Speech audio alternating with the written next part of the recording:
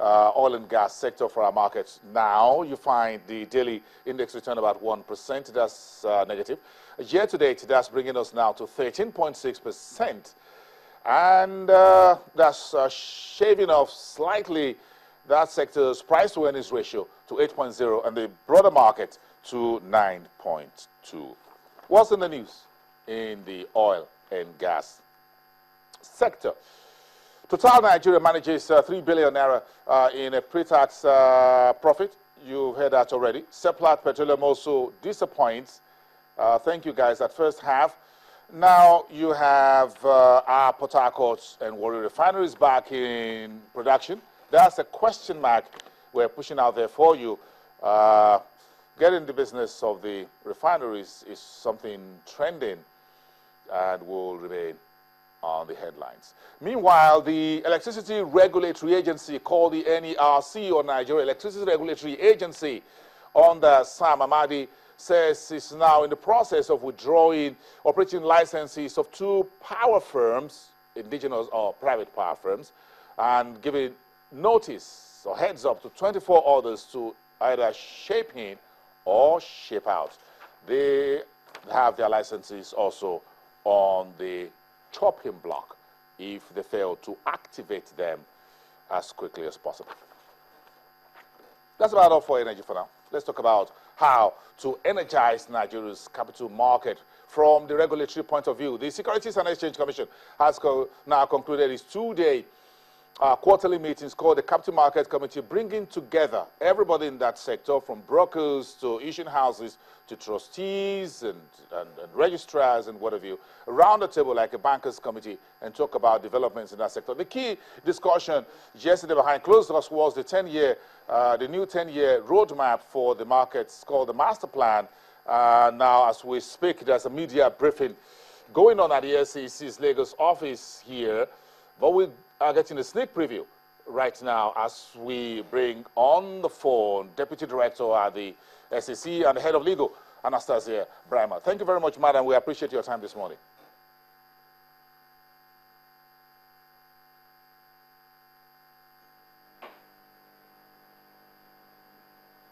Good morning. It's a pleasure to be here. All right. Thank you very much, Madam. We appreciate your time. Okay. And talk to us about what was achieved. That's the broader question. What was achieved at this meeting? Like we all know, the DG and the executive team of the SEC has reiterated at different forums that they're committed to implementing the 10-year market master plan between 2015 and 2025. And he reiterated that commitment again yesterday at the CMC meeting.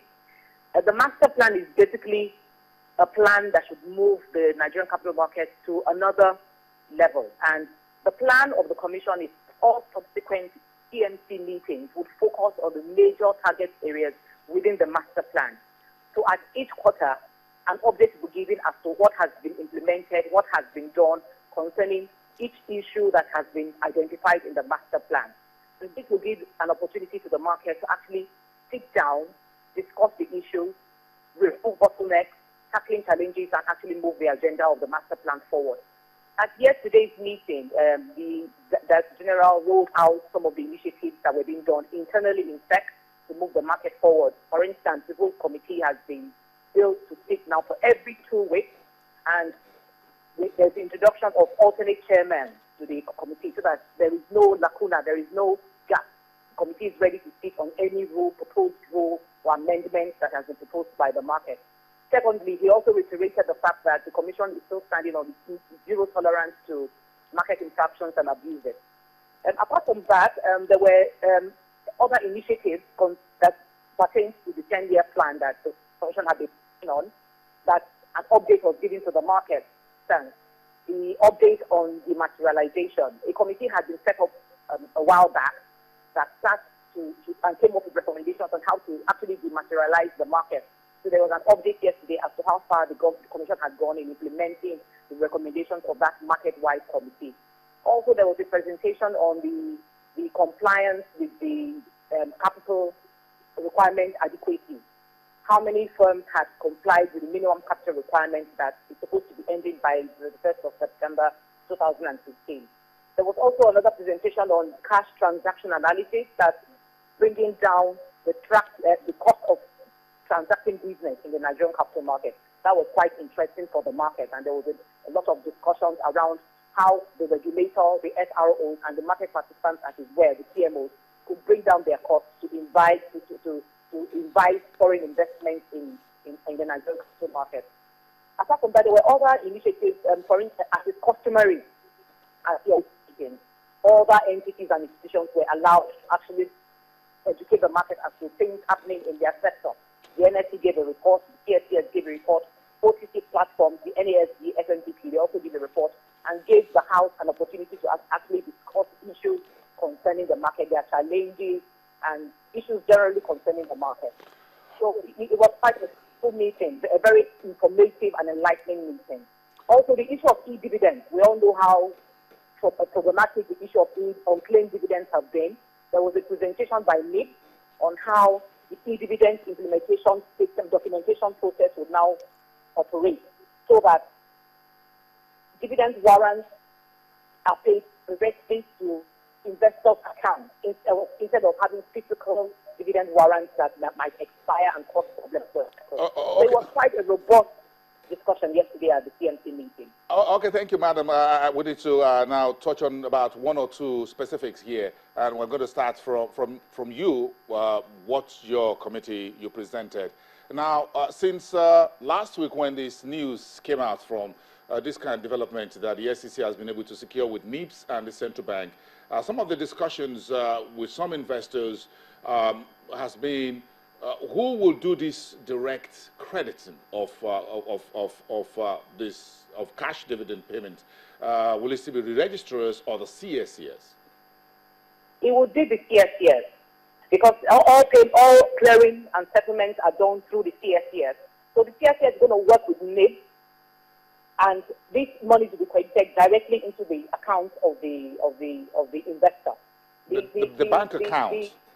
Yes, the bank account of the investor, yes. That is the bank account. You mean to say, Ms. Brahma, that this bank account details that the investors had provided the CSCS when filling the CSCS form online? That's what you mean?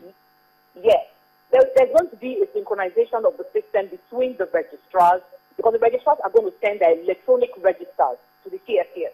So the CSCS is going to have a database of the biodata of investors.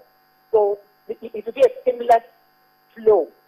So there will be no problem actually crediting this cash payment to the investor. So either to when stockbrokers could actually have access to the monies that are paid or received by investors when they buy or sell shares, that is straight through cash settlement system is going to take care of that.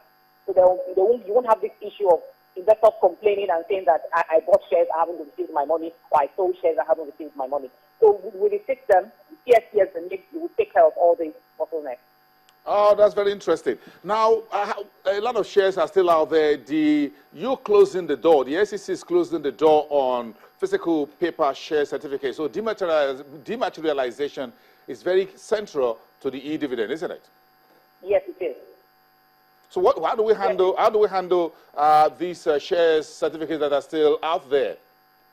Okay, right now the Commission is carrying out a nationwide enlightenment campaign on e-dividends, dematerialization, cash-through settlement, Ponzi scheme.